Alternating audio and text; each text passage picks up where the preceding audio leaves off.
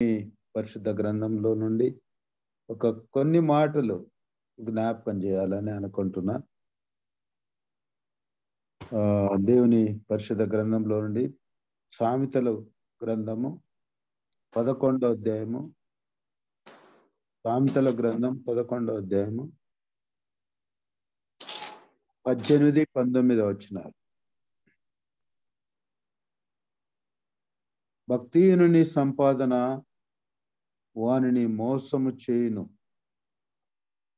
నీతిని విత్తువాడు శాశ్వతమైన బహుమానమునందును. యథార్థమైన నీతి జీవదాయకము, దుష్టక్రియలు విడవక చేయువాడు తన మరణమునకే చేయును. ఇక్కడ చాలా అనుభవాల లాంటి మాటలు. భక్తిహీనులు, భక్తులు. భక్తిహీనులు ఎవరు, భక్తులు ఎవరు అనేది మనకు తెలుసు.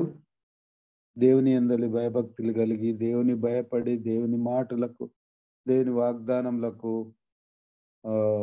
లోబడి, లేకపోతే దేవుని విధి విధానాలను బట్టి నడుచుకోవడం భక్తి. ఇక్కడ భక్తిహీనులకు అసలు ఏం జరుగుతుంది? భక్తిగా ఉండడం వల్ల ప్రయోజనం ఏంది అని అంటే, ఎంత భక్తిహీనునికి ఏమి జరుగుతుంది, భక్తిహీనులకు, భక్తి గల వారికి ఏం జరుగుతుంది? భక్తిహీనుని సంపాదన వానికి మోసము చేయును. భక్తిహీనుని సంపాదన వానికి మోసం. ఏదైతే భక్తిహీనుడు తలంచుతున్నాడో, అతడు అనుకుంటున్నాడో, అతడు సంపాదిస్తున్నాడో, అతనికే మోసం అయిపోతున్నది. కానీ నీతిని విత్తువాడు శాశ్వతమైన బహుమానము పొందును. ఇది నీతిని విత్తువాడు శాశ్వతమైన బహుమానం. ఎందుకంటే క్రైస్తవులంతా మనం కనిపెట్టేది శాశ్వతమైన జీవితం, నిత్య జీవము. కాబట్టి ఇక్కడ ఈ సామెతలు సామెతలు రాసిన గ్రంథకర్త ఏమంటున్నాడంటే, భక్తిహీనులు ఎంత సంపాదించినా అది మోసమే. కానీ నీతిని విత్తువాడు, నీతిని అనగా ఇప్పుడు మనం దేవుని వాక్యాన్ని బోధించడం, లేకపోతే మంచి గురించి మాట్లాడడం, దేవుని రాజ్యం గురించి మనం చెప్పడం, ఇదంతా నీతిని విత్తువాడు శాశ్వతమైన బహుమానమునందును. యథార్థమైన నీతి జీవదాయకం అంట. ఇక డబ్బు జీవదాయకం అని చెప్తలేదు, కానీ ఒక నీతి జీవదాయకం. యథార్థమైన నీతి జీవదాయకం. క్రీస్తునందు దేవుని బిడ్డలారా, గమనించండి, మన జీవితాలలో మనం ఎటువంటి జీవితం జీవిస్తున్నాం? భక్తిహీనత కలిగి ఉంటున్నామా? నీతిని విత్తేవారంగా ఉంటున్నామా? నీతిని అనుసరించే వారంగా ఉంటున్నామా అనేది మనకు మనమే పరీక్షించుకోవాలా. ఈ మాటలు మనకు జ్ఞాపకం చేస్తున్నప్పుడు ఒక్కసారి వ్యక్తిగతంగా మన జీవితాలే నేనెప్పుడు నాకు నేనే పరీక్షించుకోవడానికి ప్రయత్నం చేస్తూ ఉంటాను. ఎక్కడ నా లోపాలు ఉంటున్నది, దేవునికి అవిధేయతగా ఎక్కడ జీవిస్తున్నాం, దేవునికి అననుకూలంగా ఎక్కడ ఉంటున్నాం, అవన్నీ సరి చేసుకోవడానికి దేవుడు ఒక మంచి అనుకూలం అంటే ఈ మాటలు మనకు జ్ఞాపకం చేస్తున్నాడు. ఇంకా చివరికి వెళ్తే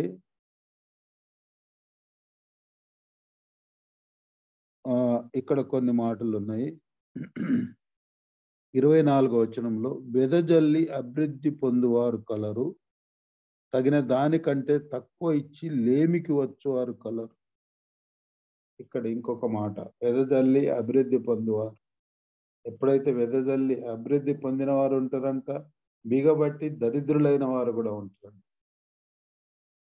దేవుని సేవకు ఇయ్యాలనుకుంటే కూడా ఎవరు తనకున్న ఆదాయంలో ఇయ్యలేకపోతున్నారు.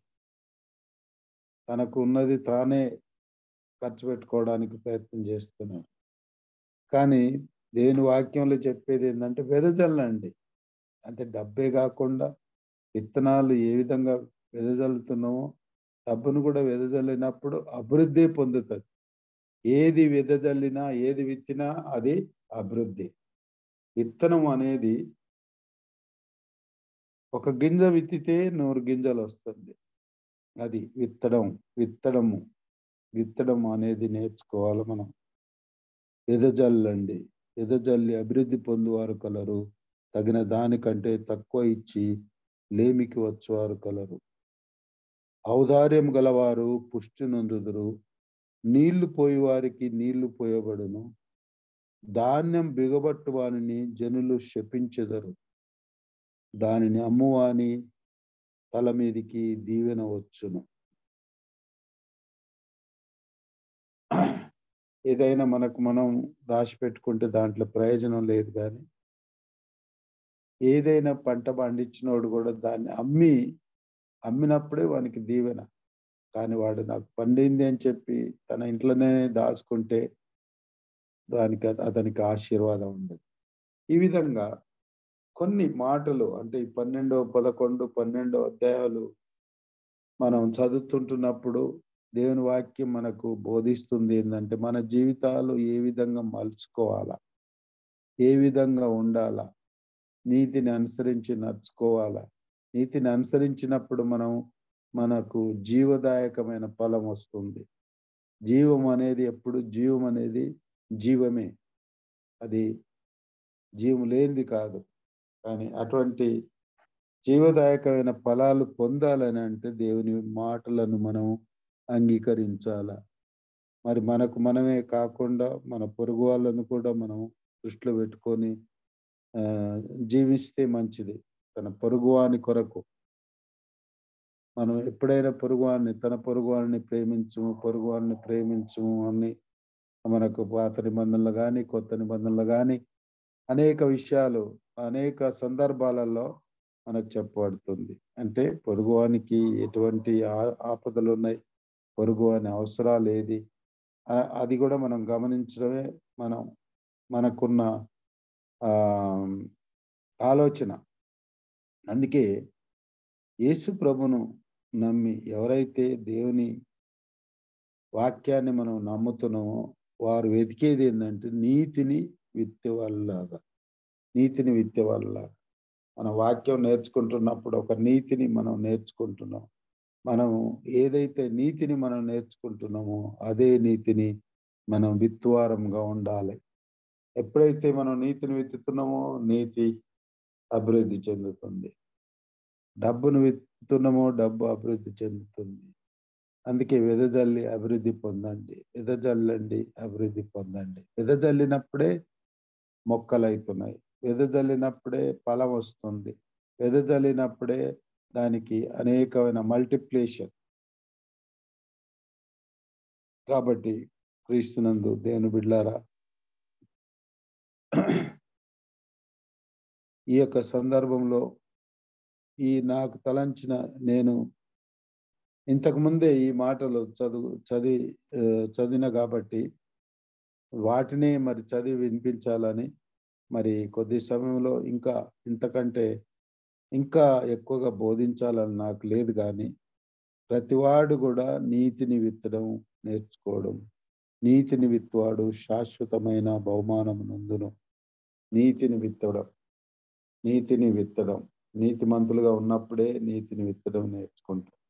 కాబట్టి మన జీవితాలు నీతికి ఎంతో దూరంగా ఉంటున్నది. కాబట్టి మనం క్రీస్తునందు మన జీవితాలను మనం మలుచుకొని నీతిగల జీవితాన్ని జీవించడానికి పరిశుద్ధాత్మ దేవుడు మనందరికీ సహాయం చేయనుగాక. ఆమేన్. థాంక్యూ.